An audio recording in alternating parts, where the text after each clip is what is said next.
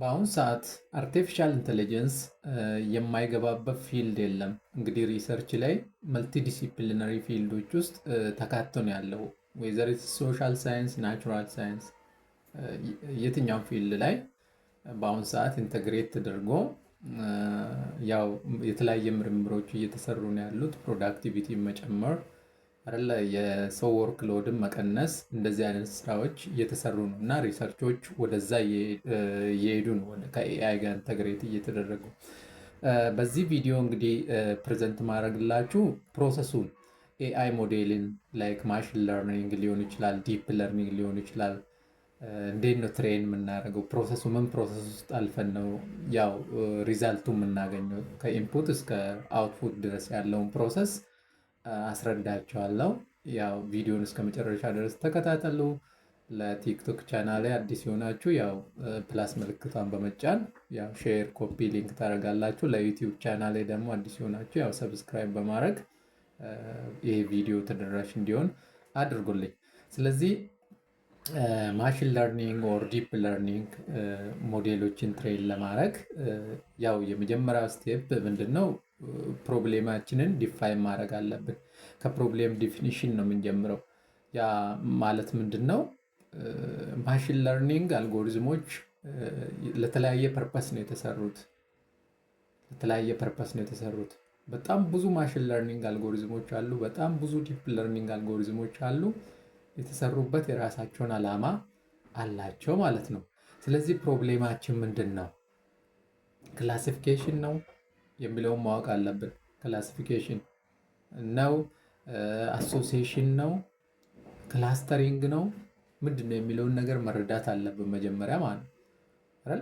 ክላሲፊኬሽን ስንል ምንድን ነው? ይሄ ኖርማል ነው፣ ይሄ አብኖርማል ነው፣ ይሄ ዲዚዝ አለው፣ ይሄ ጤናማ ነው ምናምን ብለን ክላሲፋይ ማድረግ ነው። እንደዚህ አይነት ነገር ለመለየት ነው የፈለግነው፣ ግሩፕ ለማድረግ ነው የፈለግነው። ኦር አሶሲዬሽን መስራት። አሶሲዬሽን አለ። አሁን ለምሳሌ ሱፐር ማርኬት ላይ አለ።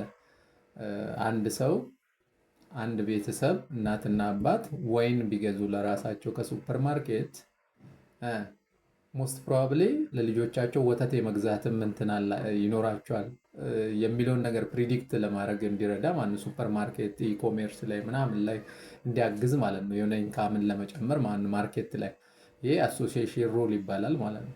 አብዛኛው ከስተመር ይሄን እቃ የገዛው ቀጥሎ ምንድን ነው የሚገዛው፣ አብሮ የሚገዛው ነገር ምንድን ነው የሚለውን ነገር ለነጋዴዎች ምናምን አስቀድሞ የሚነግር ፕሪዲክት የሚያደርግ ይሄ አሶሲዬሽን እንላለን። ከዛ ሪግሬሽን የሚባል አለ።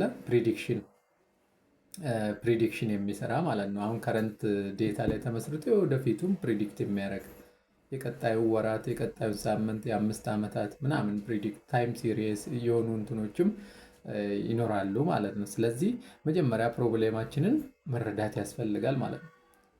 ስለዚህ ሁሉም ማሽን ለርኒንግ አልጎሪዝም ለሁሉም አይነት እንትኖች አንዱ ማሽን ለርኒንግ አልጎሪዝም ለሁሉም አይነት ፕሮብሌሞች ስለማይሆን ማለት ነው። ስለዚህ እሱም መለየት ያስፈልጋል። ሁለተኛ ላይ ዳታ ኮሌክት እናደርጋለን ማለት ነው። ፕሮብሌማችንን ዲፋይን ካደረግን በኋላ ዳታችንን ኮሌክት እናደርጋለን። ፍሮም መልቲፕል ሶርስ ኮሌክት እናደርጋለን። ኮምባይን አድርገን በሲኤስቪ ፎርማት፣ በኤክሴል ፎርማት አይደል ማሽን ለርኒንግ አንደርስታንድ በሚያደርግ መልኩ እንትን እናደርጋለን ማለት ነው። ዳታውን እንሰበስባለን ከተለያየ ሶርስ አንድ ላይ መርጅ እናደርጋለን። መርጅ ካደረግን በኋላ ሶስተኛ ስቴፕ ላይ ኤክስፕሎራቶሪ ዳታ አናሊሲስ ነው የምንሰራው። ያውራን እናደርጋለን። የተለያየ ስታቲስቲካል አናሊሲስ እንሰራለን ዳታው ላይ ማን አፕሎድ አድርገን ሰመሪ ኦፍ ስታቲስቲክስ የዳታ ዲስትሪቢሽኑ ምን ይመስላል፣ ሚሲንግ ቫሊዩ አለው ወይ፣ አውትላየር አለው ወይ፣ ኮሎሬሽኑ ምን ይመስላል አይደል። ፊውቸሮቹ ሃይሊ ኮሎሬትድ ከሆኑ ሪደንደንት የሆኑ ስለሚሆኑ ማለት ነው። እና የዳታውን ኔቸር እንረዳለን ማለት ነው። ኤክስፕሎራቶሪ ዳታ አናሊሲስ ከተለያየ ሶርስ መርጃ አድርገናል። ከዛ ኢዲኤ ነው የምንሰራው ማለት ኤክስፕሎራቶሪ ዳታ አናሊሲስ እንሰራለን። ሶስተኛ ስቴፕ ላይ ቪዥዋላይዜሽን ሰርተ ስለ ዳታው ኔቸር ምን ይመስላል የሚለውን ቪዥዋላይዝ እናደርጋለን። አራተኛ ስቴፕ ላይ ዳታ ፕሪ ፕሮሰሲንግ ነው። መጀመሪያ ቪዥዋላይዝ አደረግን፣ የዳታውን ኔቸር ተረዳን። ስለዚህ ሚሲንግ ቫሊዩ ካለው ሃንድል ማድረግ ማለት ነው። የተለያየ ስታቲስቲካል ቴክኒኮች አሉ። ለዛ ነው ማንኛውንም ሪሰርች ለመስራት ስለ ስታቲስቲክስ እውቀት ያስፈልጋል። በቃ ከስታቲስቲክስ ውጪ ሪሰርቸር መሆን አይቻልም። በቃ ስለ እንትኑ ማለት ነው። ለምን ኳንቲቴቲቭሊ የእኛን ዳታ እንትን ለማድረግ የስታቲስቲክስ እውቀት ያስፈልጋል። ስለዚህ የተለያየ ዳታ ቪዥዋላይዜሽን ቴክኒክ ያስፈልጋል። ስለዚህ ሃው ቱ ሃንድል ሚሲንግ ቫሊዩ፣ ሚሲንግ ቫሊዩ እንዴት ነው? እዛ ጋር ዳታው ላይ ሚሲንግ ቫሊዩ አይታችኋል።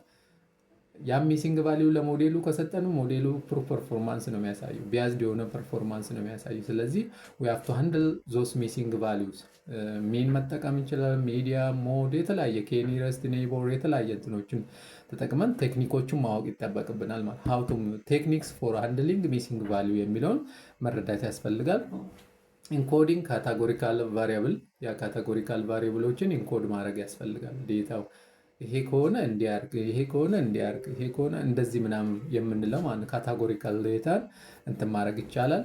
ሌላ ስኬል ፊውቸሮችን ስኬል ማድረግ።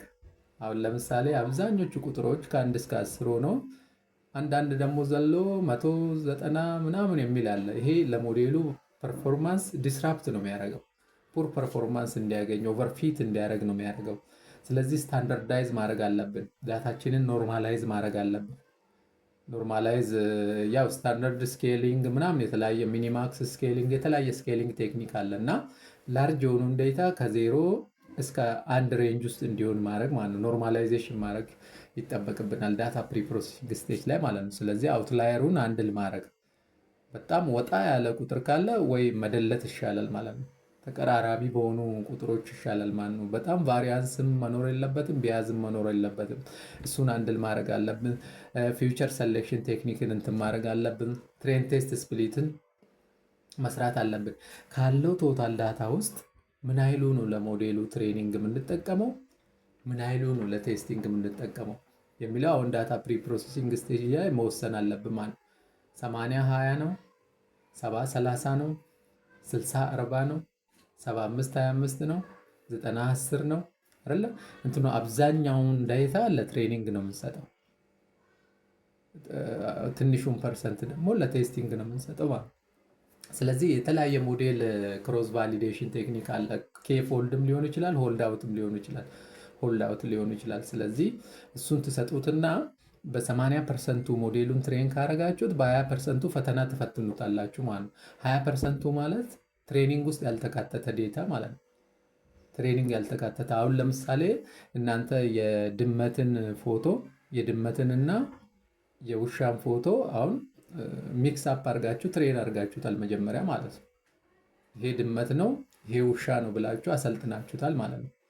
ስለዚህ እኔ ምንድነው ማድረገው የሆነ አዲስ ውሻ ማለት ነው ትሬኒንግ ውስጥ ያልገባ ውሻ ፒክቸር አሁን ካፕቸር አድርጌ ለሞዴሉ ስሰጠው ይሄ ውሻ ነው ማለት አለበት፣ ይሄ ድመት ነው ምናምን ብሎ ክላሲፋይ ማድረግ ሲችል ማለት ነው። ስለዚህ ለቴስቲንግ የምንጠቀመው ዴታ ትሬኒንግ ውስጥ ያልተካተተ ዴታ ነው መሆን ያለበት ማለት ነው። ስለዚህ ለዚህ ለማድረግ ዳታችንን በሶስት መክፈል አለብን ማለት ነው። ትሬኒንግ፣ ቫሊዴሽን፣ ቴስቲንግ ብላችሁ ክላሲፋይ ብታደረጉ ሞዴሉ ሞር ቻሌንጅ ታደረጉታላችሁ ማለት ነው። ስለዚህ ትሬን ቴስት ስፕሊትን መወሰን ያስፈልጋል። ስንወስን ደግሞ ሪዝነብል መሆን አለብን።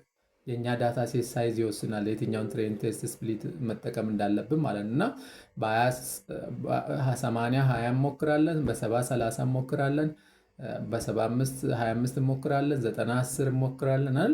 ይህን እያቀያየርን ኤክስፐሪመንት ሰርተን ሞዴላችን የትኛው ትሬን ቴስት ስፕሊት ላይ ነው የተሻለ ፐርፎርም የሚያደርገው የሚለውን እንመርጣለን እንጂ ዝም ብለን 70-80 ምናምን እያደረግን መምረጥ የለብንም ማለት ነው። ኤክስፐሪመንት ነው በኤክስፐሪመንት የምናገኘው እንጂ ዝም ብሎ የተጻፈ ነገር የለም። አብዛኞቹ ተማሪዎች የሚሳሳቱት አንዱ እዚች ጋር ማለት ነው ዋናው እና ይሄን ነገር በደንብ እንትን ማድረግ ያስፈልጋል።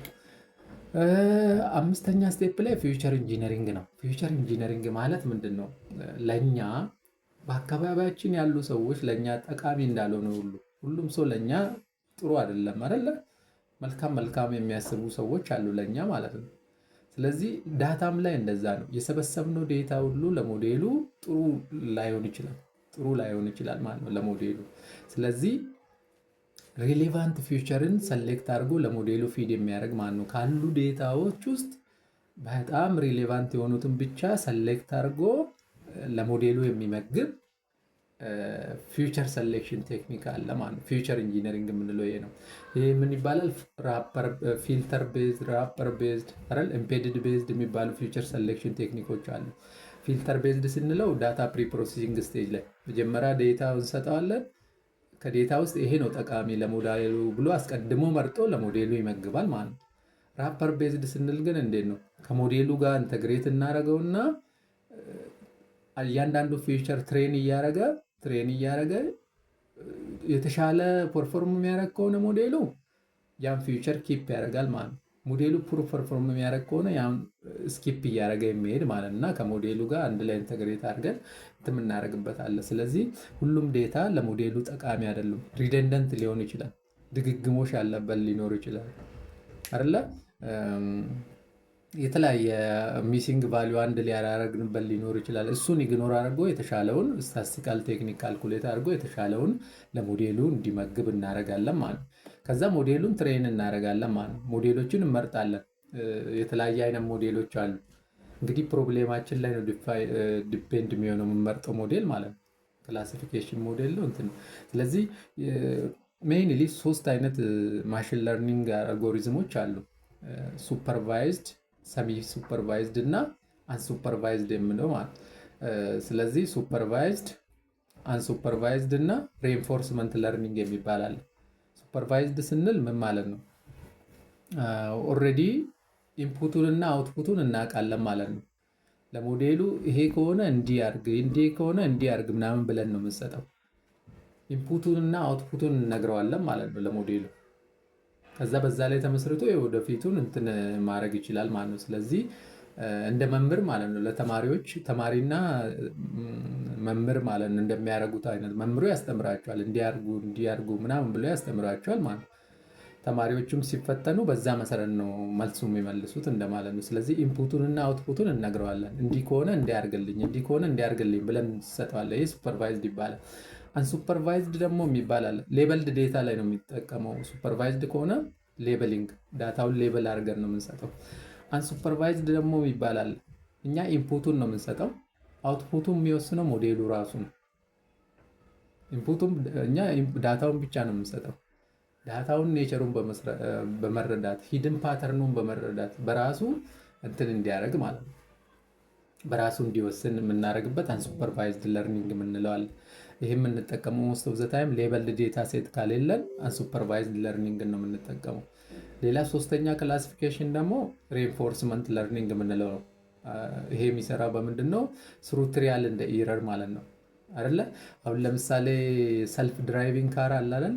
ሰልፍ ድራይቪንግ ካር፣ ሰልፍ ድራይቪንግ ፕሌኖች አሉ አይደል? በራሳቸው የሚሄዱ ሹፌር የማያስፈልጋቸው እንትኖች አሉ። ይሄ አሁን የካይንድ ኦፍ ሬንፎርስመንት ለርኒንግ ነው። መጀመሪያ ምንድን ነው በሲሙሌሽን ነው ትሬ የሚሆኑት ማለት ነው አይደለ?